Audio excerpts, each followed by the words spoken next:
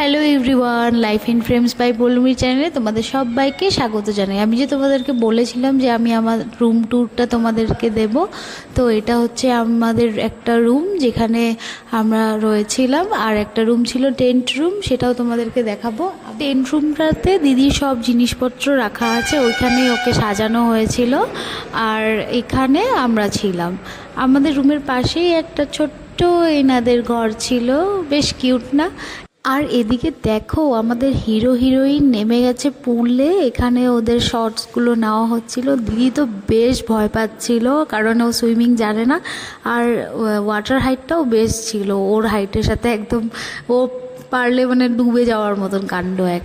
আর শুভম দাও দিদির হাইটের জন্য বেশি একটা নিচে যেতে পারছিল না, ওই সামনে থেকে যেগুলো শর্টগুলো নেওয়া পসিবল হচ্ছিল ওগুলো ক্যামেরাম্যান দাদারা নিচ্ছিল। এখন কিন্তু একদম বিকেল হয়ে গেছিলো, আর পুলটাও সেই জন্য ফাঁকা ছিল, তাই ওদের শ্যুট করতে একটু ইজি হয়েছিল। না হলে আশেপাশে লোকজন থাকলে একটু অকওয়ার্ড লাগে দেখতে, প্লাস ওরাও একটু অকওয়ার্ড হতো। দেখো ওরা কি সুন্দর এনজয় করছে। এই শটগুলো নিতে নিতে আমারও নামতে ইচ্ছে করছিল, কিন্তু তখন না সন্ধে নেমে এসেছিলো, তাই জন্য আমরা আর গেলাম না। অলরেডি একবার গিয়েছিলাম, যেহেতু আমাদের ওয়েদারটা চেঞ্জ হচ্ছিলো, তো বাই চান্স ঠান্ডা লেগে যেতে পারে। দেখো তখন প্রায় একদম অন্ধকার হয়ে গেছিলো ওদের, সেই জন্য শ্যুটটা ওইখানে স্টপ করে তারপর নেক্সট শ্যুটের জন্য ওরা প্রিপেয়ার্ড হচ্ছিল। আমি দিদির হেয়ারসগুলো ড্রাই করে দিচ্ছিলাম। দিদির ফেসটা দেখো একদম টায়ার্ড হয়ে গেছিলো, বিধ্বস্ত লাগছে একদম।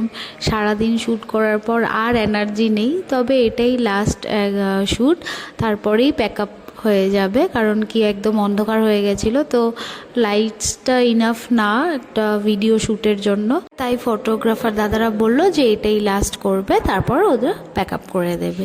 তো সেই জন্য একটু প্রিপেয়ার করে দিচ্ছিলাম, কারণ কি যেহেতু ওরা সুইমিং পুলে নেমেছিল, তো সব মেকআপ নষ্ট হয়ে গেছিলো, হেয়ারসও ভিজে গেছিলো, তো একটু হালকা হালকা করে এখন লাস্ট মেকআপটা করে দিচ্ছি।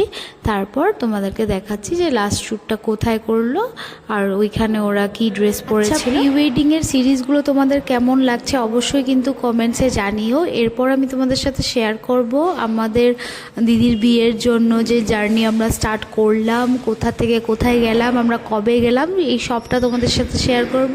তার জন্য কিন্তু আমাকে কমেন্টসে অবশ্যই তোমাদের বলতে হবে যে তোমাদের এই বিয়ের সিরিজের ভিডিওসগুলো কেমন লাগছে। এই দেখো কথা বলতে বলতে আমরা চলে এসেছি একদম লাস্ট মোমেন্টে। আর এই দেখো না, প্রি ওয়েডিং শ্যুট দেখতে কে এসেছেন। অন্ধকার হয়ে গেছিলো বলে ফটোসগুলো বের হতে একটু প্রবলেম হচ্ছিল, কারণ কি লাইটসের কমই হচ্ছিল ওদের। তবুও আমরা ট্রাই করেছি ফটোগ্রাফার দাদাদেরকে হেল্প করার, ওদের ক্যামেরা ওদের লাইটসটা ঠিক জায়গা মতো ধরার আমরা চেষ্টা করেছি।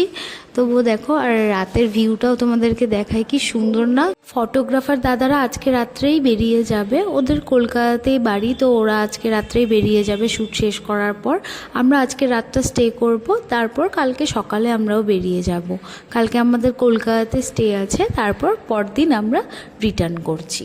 এদিকে দেখো কি রোম্যান্টিক পোজ চলছে, সত্যি কি দারুণ লাগছে না।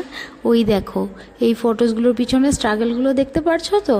এটা ছিল আমাদের টেন্ট রুমটা, অবস্থাটা খুবই খারাপ হয়েছিল, যেহেতু অনেক ড্রেস পোশাক চেঞ্জ করা হয়েছিল একদিনে। দিদি এখানে ওর ড্রেসগুলো শোকাচ্ছিল ড্রায়ার দিয়ে, যেহেতু আমাদের কালকে সকালেই যাওয়া, আর বৃষ্টি হয়েছিল, তাই জন্য অনেকগুলো জামাকাপড় ভিজেও গেছিলো।